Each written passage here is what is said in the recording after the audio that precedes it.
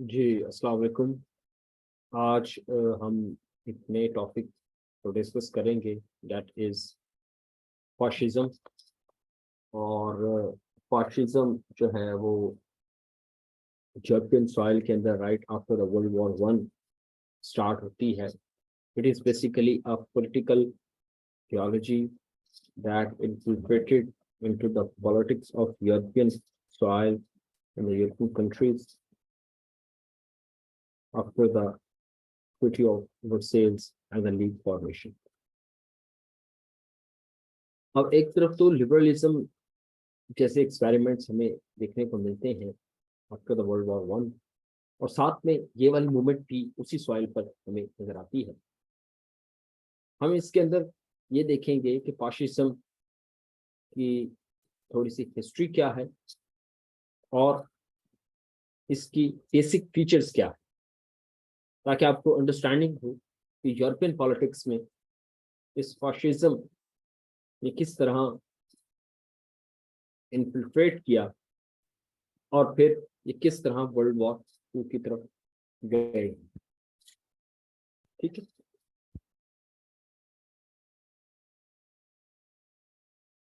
तो basically fascist itself, आज हम जिस नाम से इसको जानते हैं,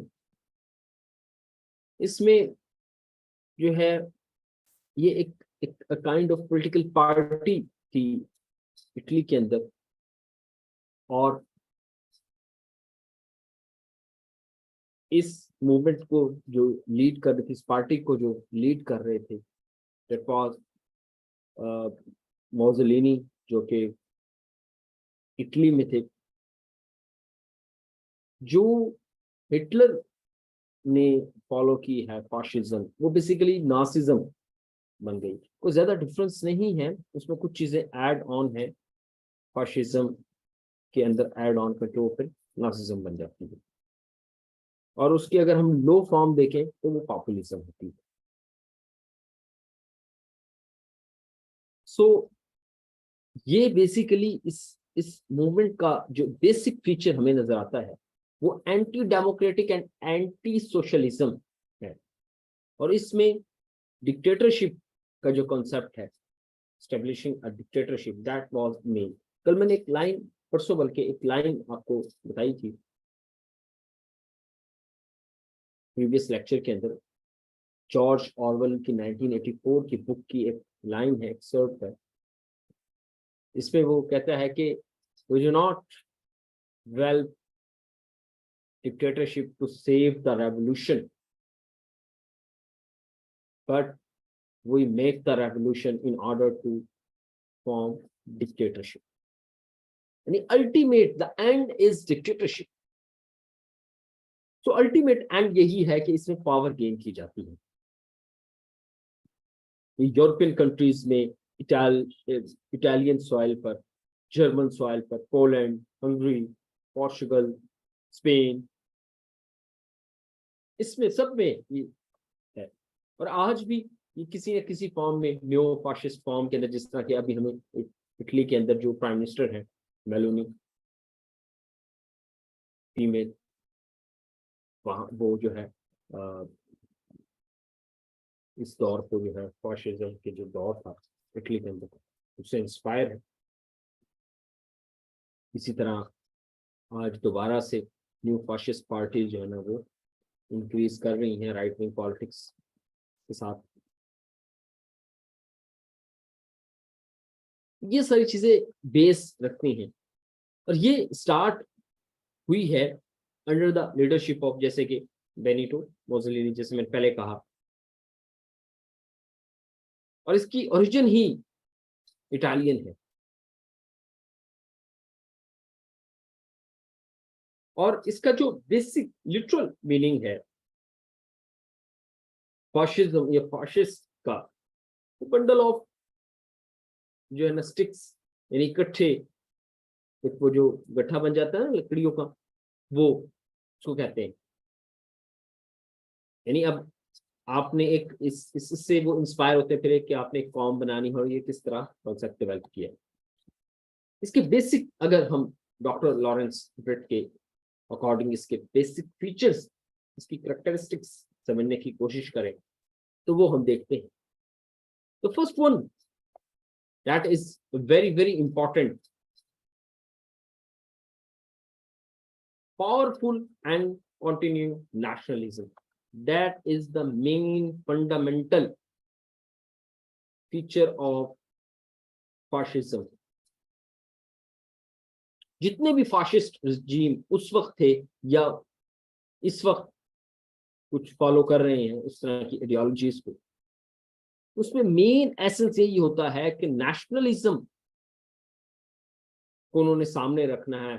और उसकी अगर हम थोड़ी सी एक्सट्रीम फॉर्म देखें जो हम कल डिस्कस कर रहे थे, पेट्रियाटिज्म, स्लोगन्स, मोटोज, सॉन्ग्स, हुब्बुल वतनी का जज्बा जगा के रखना, एक कौम, एक नस्ल, सिंबल्स, और ऑल दीज जो पॉइंट्स हैं, इसके थ्रू ये नेशनलिज्म को कॉन्टिन्यूसली एक विशियस साइकिल में रखते हैं ताकि पब्लिक जो है वो डिसइंटीग्रेट ना हो related to their nationalistic ideology. आज हम पाकिस्तान के अंदर देखें जो मई 9 का वाकया कहते हैं, इसके बाद क्या हो रहा है, लुक एट दिस। इसमें किस तरह again and again the electronic media, the literature, all the celebrities, किस तरह बार बार पेपर मीडिया में भी, इलेक्ट्रॉनिक मीडिया में भी, चंद एक हैं थोड़े से और तमाम ऑलमोस्ट जर्नलिस्ट कुछ एक हैं, किस तरह इसको बार बार सिंबलाइज कर रहे हैं इस इवेंट को टू इंक्रीज द नेशनलिज्म, जो कि एक क्वेश्चन डाल रही थी बार बार उस सैक्रेड कॉज के ऊपर, क्योंकि वहां से निकलते ना ये सॉन्ग्स और ये सारे ड्रामास, सिनफे आहन जैसे ये और ये सारे, ये बेसिकली एक इनका फीचर होता है फाशिस्ट रेजिम का। इससे आप पीछे देख लें 2018 से 2022 तक आपका single national curriculum, what was the motive? ये वही मोटिव है कि आपने एक कौम को इकट्ठा करना है। भाई क्यों इकट्ठा करना है, क्या मतलब है? हर कौम की एक आइडेंटिटी है, बलोच की एक आइडेंटिटी है, सिंध की एक, और सिंधी लोगों की एक आइडेंटिटी है, पंजाबी की एक आइडेंटिटी है। जब आप उसको अमेलगमेट करते हैं तो फिर प्रॉब्लम स्टार्ट होती है, जो कि हो रहा है। तो ये एक फीचर हमें देखने को मिलता है। Second, that is dislikeness and disdain towards the human rights या उनके रिकग्निशन के ऊपर। ह्यूमन राइट्स को कोई बहुत ज्यादा फोकस नहीं किया जाता और इनको लो पॉलिटिक्स पे रखा जाता है, और जो हार्डकोर एरियाज हैं जैसे कि मिलिट्री फोर्सेस है, पॉलिटिकल इश्यूज, उनको ज्यादा कवरेज दी जाती है मीडिया में भी, और इसमें डिवाइड किया जाता है कि हमारी नीड क्या है, उनकी नीड क्या है। और लोगों के ये जो ह्यूमन राइट्स के इश्यूज हैं, जैसे कि वेरी अनफॉर्चुनेटली मिसिंग पर्सन का इशू पाकिस्तान के, ह्यूमन राइट का बेसिक इशू, वहां पर भी जर्मन सॉइल पे भी ह्यूमन राइट्स का बहुत बड़ा इशू था। आप देखें कि वर्ल्ड वॉर 2 के अंदर किस तरह वो कंसंट्रेशन कैंप बनाए गए थे जूस को, जो है ना, just because of their racism, उनको किस तरह जो है ना उन्होंने कंसंट्रेशन कैंप के अंदर रखा। तो ह्यूमन राइट्स, चाहे वो जितने भी फंडामेंटल हमारे राइट्स हैं, फ्री ट्रायल के, बाउंडेड स्लेवरी के अगेंस्ट, मॉडर्न स्लेवरी के against, labour rights, freedom of speech, freedom of movement, freedom of association, freedom of religion, ये सारे राइट्स हैं ह्यूमन। एजुकेशन की फ्रीडम, अपॉर्चुनिटीज की freedom, economic freedom, political freedom. Fascist regime में ये absent होती है इसकी रिकग्निशन, बिकॉज दे थिंक के इनको सेकेंडरी इंपॉर्टेंस दे, पहले कौम बनाए, सबको इकट्ठा कर दे, और सारे इस आइडिया पे इकट्ठा हो जाए ताकि हम अपने एनिमी को, जो कि अभी डिक्लेयर नहीं हुआ, एक हवा में एक एनिमी क्रिएट किया जाता है, इल्यूजन। या पढ़ेंगे जॉर्ज ऑरवेल की बुक 1984, इसमें एक बिग ब्रदर इस सारी फीचर्स को पूरा करते हुए फाशिज्म के एक एनिमी की भी इल्यूजन बनाकर कौम को इकट्ठा करता है और अपनी पावर को इंक्रीज करता है। जैसे पाकिस्तान में सेक्रेट काउज करती, अपनी पावर को, पॉलिटिकल और इकोनॉमिक पावर को इंक्रीज करने के लिए वो एक इल्यूजन क्रिएट की जाती है एनिमी की। The Indians, the Afghans, all the world is conspiring against Pakistan. ये उनको रीजन देती है to curtail the human rights, ठीक है।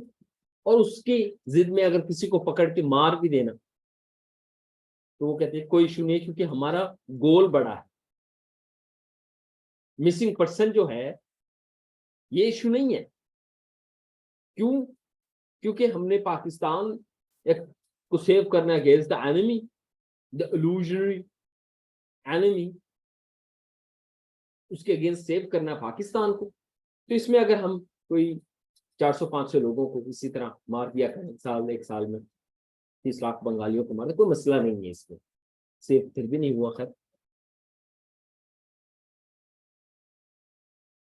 एंड थर्ड वन इज, जो भी हम डिस्कस कर रहे हैं, the identification of enemies that make a cause, a unifying cause, जो उनको रीजन देती है। अब किस तरह इकट्ठे हो जाते हैं? आपको कहा जाता है कि जी इंडिया दुश्मन, सारे इकट्ठे हो जाते हैं, हाँ भाई इंडिया दुश्मन है, सारे कम से कम इस बात पे तो इकट्ठे हो जाएंगे। तो ये एक इल्यूजनरी एनिमी की नेसेसिटी को क्रिएट करके अपनी पावर को इंक्रीज किया जाता है। ये असल में हकीकत नहीं है। आपका लिटरेचर किस तरह डेवलप किया जाता है, आपके ड्रामाज, और इनको कनेक्ट करते जाए। और ये नेशनलिज्म, ये जो 2018 से 2000 आज भी हो रहा है, 2022 तक होता रहा, ये सारा यही था। अभी ऐसे भी आया हुआ था सिंगल नेशनल करिकुलम पीएमएस की 2023 के, इसमें can single national curriculum pave the way for ideological integration in Pakistani society.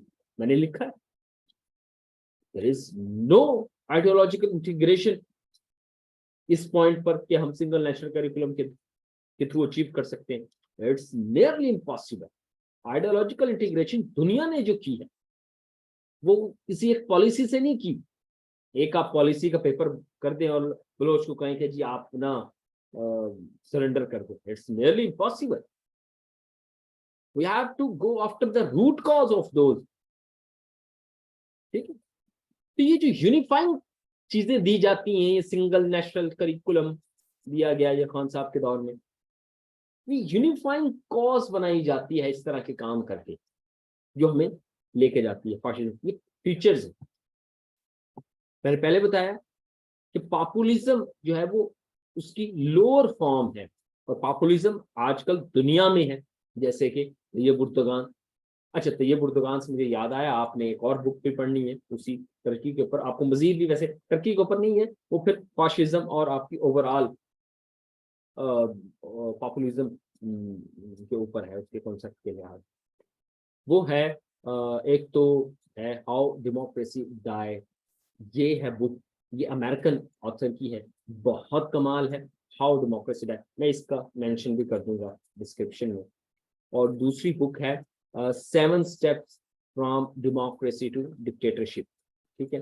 यानी कि ये जो है ना वो टर्किश राइटर की है, लेकिन बहुत कमाल है। आप उन स्टेप्स को जरा पढ़ना, और आप पाकिस्तान में देखना और दुनिया के अंदर देखना, ब्राजील के अंदर, हंगरी के अंदर, पोलैंड के अंदर, इटली के अंदर, अमेरिका के अंदर ट्रम्प के टाइम पर हुआ, फिलिपाइन के अंदर, इंडिया के अंदर, पाकिस्तान के अंदर, तो आपको ये लगेगा कि यार they all are similar,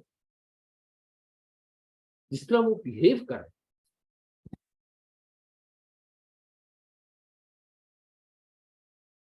the fourth one feature is the supremacy of military. Now look at this, how the fascism के जो फीचर्स हैं वो रिलेट कर रहे हैं आपके पाकिस्तान के पॉलिटिक्स से। ये मैं इसलिए कहता हूँ ताकि आपको समझ आ जाए। आप इंडिया के अंदर देखें, आप टर्की के अंदर देखें, आप ब्राजील की पॉलिटिक्स को जरा देखें, और खास तौर पर हम यूरोपियन पॉलिटिक्स पढ़ रहे हैं तो उस टाइम पर जब 1920 के अंदर ये देखने को मिला हमें, तो उस वक्त देखें कि उन्होंने मिलिट्री को किस तरह हिटलर ने और मोसोलिनी ने किस तरह मिलिटराइजेशन की, सुपरमेसी ऑफ द मिलिट्री की बात की।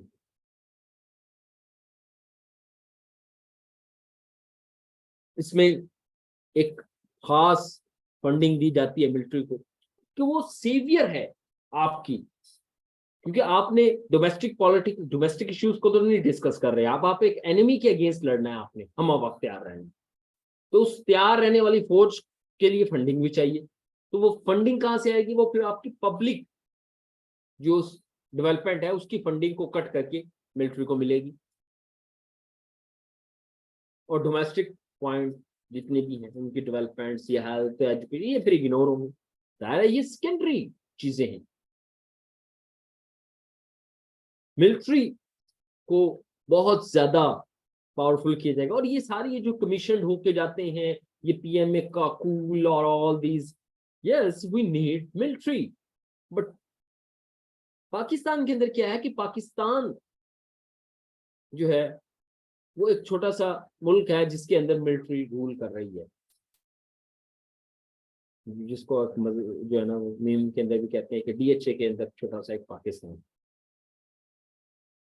आयशा सिद्दीकी इसके ऊपर बड़ी अच्छी बुक लिखती हैं, मिली बस द पॉलिटिकल एंड मिलिट्री, किस तरह ये बिजनेस करते हैं। तो ये सुपरमेसी ऑफ द मिलिट्री का कॉन्सेप्ट हमें फाशिज्म की उसमें नजर आता है। ग्लैमराइज्ड करते हैं उसको। ये जो ग्लैमराइजेशन होती थी, दुआएं की जाती थी, ऐ अल्लाह तूने हमें ऐसा जर्नैल दिया। दो शोबे बारात पे तो मैंने भी देखी है वो दुआएं तारिक जमील साहब की मुंह से,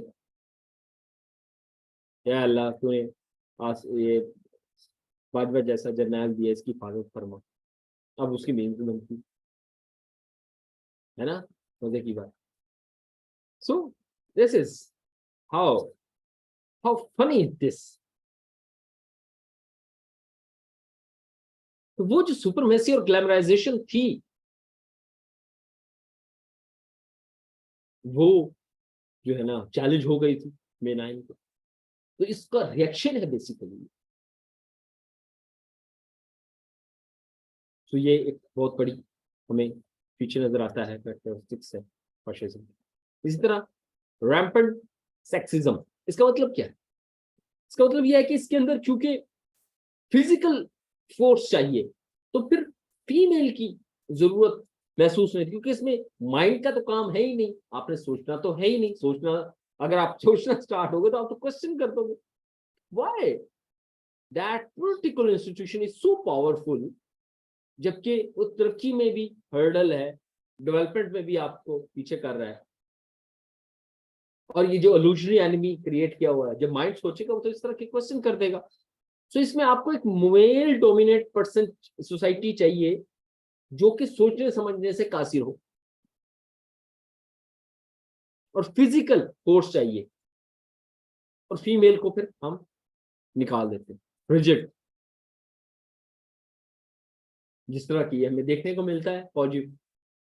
they know only 180 words of English, Jarnail तक 180 वर्ड्स आते हैं वोकैबुलरी के, उन्हीं को घुमा कर रहते रहते हैं और ऐसे रखते हैं सीना चौड़ा होना चाहिए। Yes we need military force के अंदर इस तरह की रिक्वायरमेंट्स है। जाहिर है आपने जब बैटल लड़नी है कोई इस तरह की, तो उसमें जरूरत पड़ती है। लेकिन इसको ग्लैमराइजेशन जब की जाती है और इसकी बुनियाद पर इफेक्ट किया जाता है, that is the problem. 6th one is control mass media. जाहिर है ये तो मेन फीचर है, अगर मास मीडिया कंट्रोल ना किया फिर तो क्वेश्चन स्टार्ट हो जाएंगे। मीडिया तो क्वेश्चन करेगा, लोग क्वेश्चन करेंगे। सो ये सेंसरशिप, आप ये देखें कि उस वक्त बहुत सारे सोशलिज्म के जितने भी न्यूज़पेपर थे उनको खत्म कर दिया गया, आग लगा दी गई, ज्यूज के जितने भी थे उनको खत्म कर दिया गया।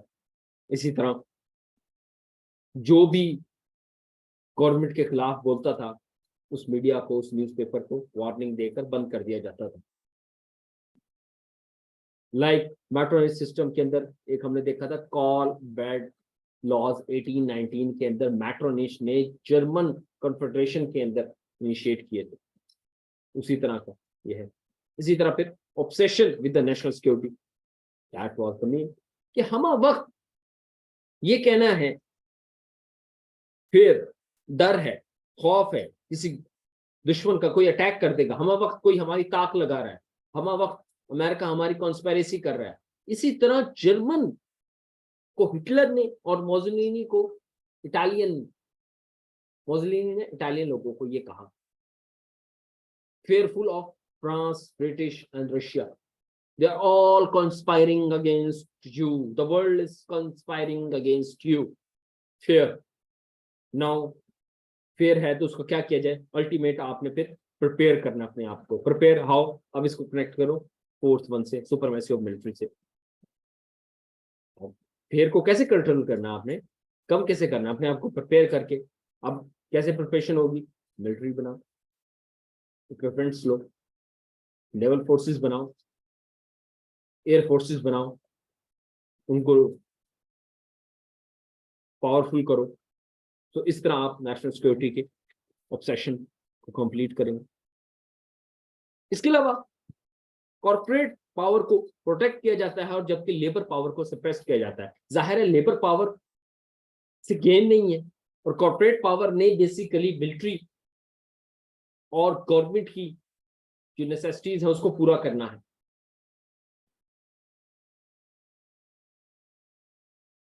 और यही जितनी भी पॉलिटिकल कैंपेन की फंडिंग है ये तो कॉर्पोरेट सेक्टर करता है, तो इसलिए उनको प्रोटेक्ट किया जाता है। इसके अलावा इंटेलेक्चुअल के अगेंस्ट, आर्ट्स के अगेंस्ट, क्योंकि आर्ट्स और इंटेलेक्चुअल बेसिक एसेंस होती है किसी भी सोसाइटी के अंदर रेवोल्यूशन या मूवमेंट का। जैसे इनलाइटनमेंट थी, यूरोपियन सॉइल के अंदर मॉडर्निटी की बेस इनलाइटनमेंट है। वो क्या है? आर्ट्स, पेंटिंग, जैसे कि हमने डिवेंची की देखी पेंटिंग्स, और इसमें रिलीजन को भी फिर यूज किया जाता है उसी यूनिफाइंग कॉज के लिए जो हम पहले पढ़ चुके हैं। यूनिफाइंग कॉज के लिए रिलीजन भी इकट्ठा करता है ना लोगों को, एक मजहब हो तो लोग इकट्ठे हो जाते हैं, तो वो भी एक यूज किया जाता है। ये जो इस्लामिक टच दे दे खान साहब, ये वही उसी से एंगल से है। इसमें फिर obsession with the crime and punishment, कि अगर कोई भी उस पार्टी रूल से बाहर निकला, उसने इधर उधर करने की कोशिश की, उसको ब्लाटेंट पनिशमेंट मिलेगी। ये जो मिलिट्री कोर्स बनाएगी, उस वक्त भी उधर भी यही हुआ कि जो हिटलर ऑफ मोसोलिनी को क्वेश्चन करेगा, उसके पॉइंट्स को एंड है उसका। इसी तरह करप्शन जाहिर है होगी, और इलेक्शन, अपनी पावर को इंक्रीज करने के लिए इलेक्शन होंगे, ठीक है, क्योंकि इलेक्शन ऐसे नहीं करवाने। अगर फेयरफुल इलेक्शन हो गए तो लोगों के ओपिनियन सामने आ जाएंगे। इलेक्शन सिर्फ दिखाने के लिए कि लेजिटिमेसी क्रिएट हो, लेकिन इलेक्शन फ्रॉडलेंट होने चाहिए ताकि पावर अपनी ही maintain. So this is how fascism work. Now इसको, ये सारी चीजें हमें यूरोपियन सॉइल में मिलती हैं राइट आफ्टर द 1920। इसमें हिटलर की जो बुक है मेन कैंप माय स्ट्रगल, वो मैंने पढ़ी है, बहुत कमाल की बुक है। In a sense to understand how Hitler was thinking, Hitler की बुक है वो। बैन है वैसे वो, लेकिन वो मिल जाएगी शायद पाकिस्तान में, ऑनलाइन भी मिल जाएगी। उसको जरूर पढ़ें, अंडरस्टैंड करें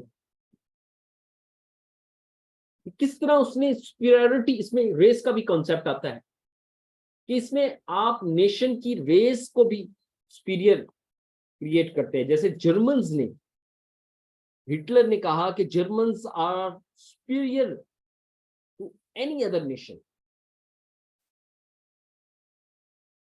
इन द वर्ल्ड। और क्योंकि ये आर्यंस नस्ल से हैं और ये प्योर है, और जो भी प्योर जर्मन है वही इस पार्टी के साथ रहेगा, बाकी तमाम इम्प्योर को साइड पे कर देंगे, ताकि प्योर एक जर्मन नस्ल बनाई जाए, एक डिसिप्लिन फोर्स बनाई जाए जो क्वेश्चन ना करे, बस फॉलो करे, ताकि उसको एक किसी मुल्क पर बैटल करनी, अटैक करना है तो वो काम आए। अगर वो क्वेश्चन करना स्टार्ट कर देंगे तो शायद वो वॉर्स में जान जाए। ठीक है, तो this is how fascism develop, their basic features develop on European soil. Thank you so much.